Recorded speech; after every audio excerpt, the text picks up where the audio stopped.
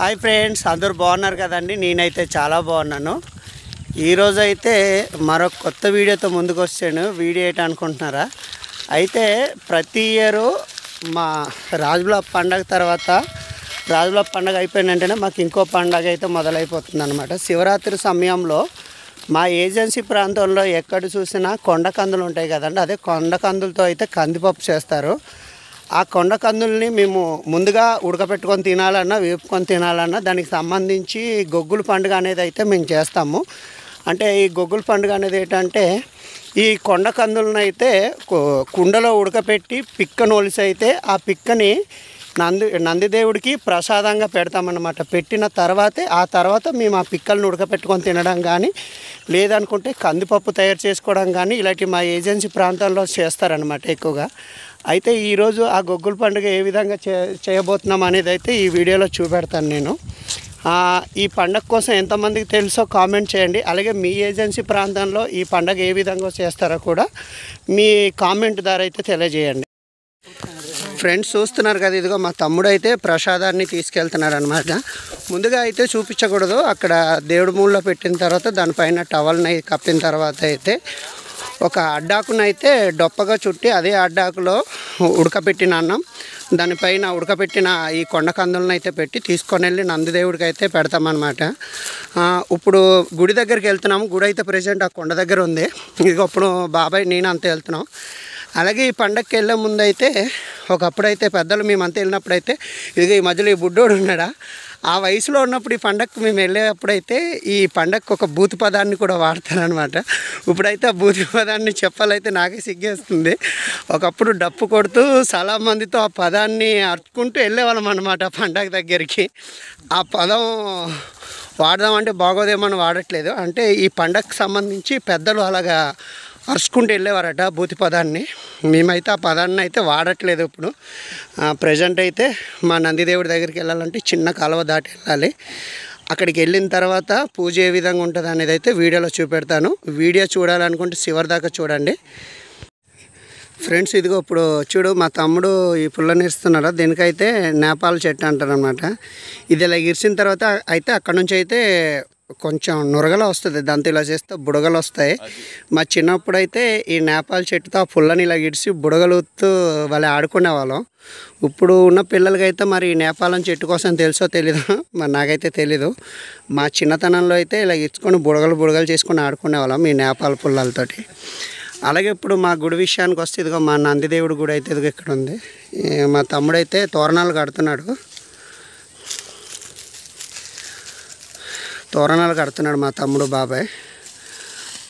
ఇదిగో ఇలాంటి ప్రదేశంలో ఉంది. ఇప్పుడు మా నందిదేవుళ్ళను కూడా చూపెడతాను చూడండి. ఇవి అయితే మా నందిదేవుళ్ళు. ఈ నందిదేవుళ్ళు పండగ అనమాట. ఈ నందిదేవుళ్ళ పండగకి అయితే మేము కొండ కందులని ఉడకపెట్టి కొండ కందులు అలాగే అన్నం అంటే అడ్డాకులు డప్ప కొట్టి అడ్డాకుల్లో తీసుకొని వచ్చి అయితే నందిదేవుళ్ళకి పెడతాము. ఒకప్పుడు ఈ పండగ అయితే అప్పుడు పెద్దలంతా చాలా ఎక్కువ మంది ఈ పండగను కూడా చాలా గ్రాండ్గా చేసేవాళ్ళట. అంటే ఈ నందిదేవుళ్ళని అయితే తల మీద ఎత్తుకొని ఇంటింటికి తిప్పి ఇంటి దగ్గరికి వెళ్ళి ఇంటి నుంచి కూడా కొంచెం అమౌంట్ వేసేవాళ్ళట దేవుళ్ళకి తీసుకెళ్ళి. అలాగే అమౌంట్ వసూలైన అమౌంట్తో అయితే అన్న సంతర్పణల భోజనాలు పెట్టుకొని గ్రామస్తులందరూ చాలా సరదాగా అయితే ఈ పండుగను చేసుకునేవాళ్ళట. ఇప్పుడైతే అలా రోజులు మారుతున్న కొద్ది పూర్వం నుంచి చేస్తున్న పండగలు అయితే చాలా పండగలు మర్చిపోతున్నారు. అందువల్లే అనుకుంటాను లేనిపోని రోగాలన్నీ బయటికి చాలా పడుతున్నాయి. పూర్వం అంటే పెద్దలు ఇలాంటి కట్టుబాట్లను బాగా పాటించేవాళ్ళు కాబట్టి వాళ్ళు ఎటువంటి అంటే చిన్న రోగాలు వచ్చినా చాలా త్వరగా తగ్గించుకునే వాళ్ళు అనమాట. ఇప్పుడు ఏంటంటే కొత్త రోగాలు వచ్చేస్తున్నాయి. ఇలాంటి పండగలు అంటే అప్పటి నుంచి చేసే పద్ధతులను అయితే మనం చాలా వరకు మర్చిపోతున్నాం.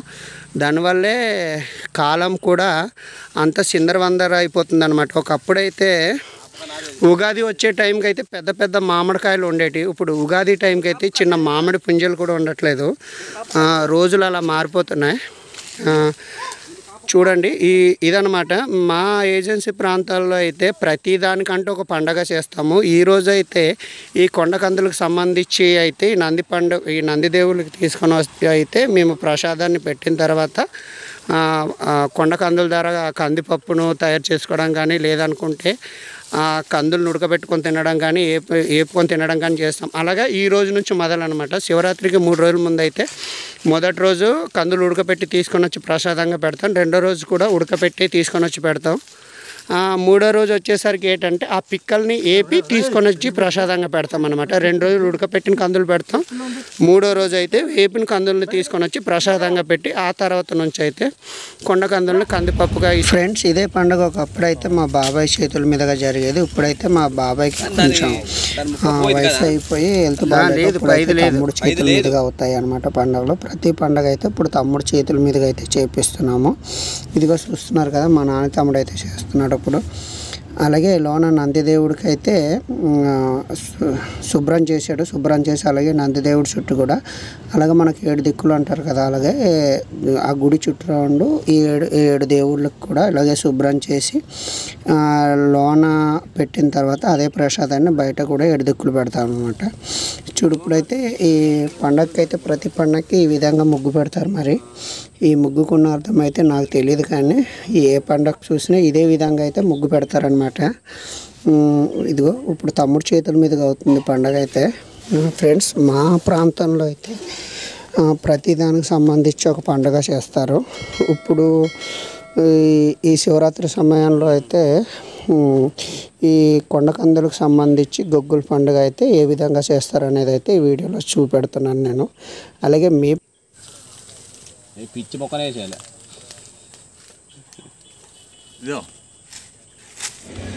ఫ్రెండ్స్, పూజ అనేది ఎక్కడైనా ఒకేలా జరుగుతుందా అంటే ఇప్పుడు పసుపు కుంకుమ ఇచ్చిన తర్వాతే అగరత్తులు కానీ లేదనుకుంటే పువ్వులు కానీ కొబ్బరికాయ కొడతారు కదా, అంతా ఎక్కడైనా ఒకే దగ్గర ఒకేలా జరుగుతుంది పూజ అనేది. కాకపోతే ఈ కొబ్బరికాయ, అగరత్తులు, కుంకుమ ఇవన్నీ కామనే. కాకపోతే పండగకి ఏంటి మారుతుంది అంటే ఆ పండగకి ఏదైతే స్పెషల్ ఉందో అదొక్కటే ఆ పండుగలో మారుతుంది. ఇప్పుడు మనం చేసుకునేది గొగ్గుల పండుగ కాబట్టి ఈ పండగకి సంబంధించి అడ్డాకులు డొప్ప చుట్టేసి అందులోని రైసు తర్వాత కొండకందులను ఉడకబెట్టి పెడతామన్నమాట ప్రసాదంగా.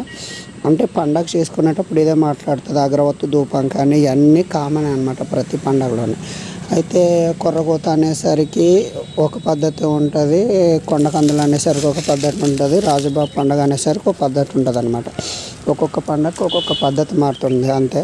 ఇప్పుడైతే మన పండగ మెయిన్ ఇదిగో ఇప్పుడు చూస్తున్నారు కదా, ఇదిగో కొండకందులు కదా, కొండకందులకు సంబంధించిన పండగ కాబట్టి మెయిన్ ఇప్పుడు ఏదైతే ఉందో నందిదేవుల ముందు పెట్టేది మాత్రమే అడ్డాకుతో పెద్ద ఆకుగా చుట్టి ఇస్త్రాకుగా చుట్టి అక్కడైతే అన్నం, తర్వాత కొండకందులు పెట్టి మిగతా దగ్గర అయితే 7 డొప్పలుగా చుట్టి ఆ డొప్పల దగ్గర అన్నము, తర్వాత ఈ కొండాకులను పెట్టి అయితే ఆ చుట్టూ 7 దిక్కులకి ఇస్తామన్నమాట. ప్రసాదం ఇచ్చిన తర్వాత అయితే మా ప్రాంతంలో అయితే కొండకందులను అయితే కందిపప్పుగా ఇసుకోవడం కానీ ఇలాంటివి చేస్తారు. లేదంటే కలుసుకొని తినడం కానీ ఉడకపెట్టుకొని తినడం కానీ ఇలాంటివి చేస్తారు. ఇలా చేయకపోతే కొండకి వెళ్ళినప్పుడు పెద్ద పులి అనేది మనకి ఎత్తుకుపోవడం కానీ లేదనుకుంటే ఆవుల్ని మేకల్ని చంపేస్తుందని పెద్దలు అయితే చెప్పేవాళ్ళు. ఇప్పుడుకు మా వాళ్ళు అదే నమ్ముతారనమాట. ఇలా చేయకుండా తిన్నట్టయితే పెద్ద పులి ఎత్తుకుపోద్దని నమ్ముతాం. కొంతమంది మూఢనమ్మకాలు అనుకుంటారు, కొంతమంది పూర్వం నుంచి వస్తున్న ఆచారాలు అనుకుంటారు అంతే. ఈ వీడియో మీకు నచ్చింది అనుకుంటున్నాను. నచ్చితే మన వీడియోకి అయితే లైక్ చేసి సపోర్ట్ చేయండి. లేదనుకుంటే మన యూట్యూబ్ ఛానల్లో ఉన్న మిగతా వీడియోలను కూడా చూసి మన కంటెంట్ కానీ మీకు నచ్చినట్టయితే ఇప్పుడే మన ఛానల్ని అయితే సబ్స్క్రైబ్ చేసుకోండి.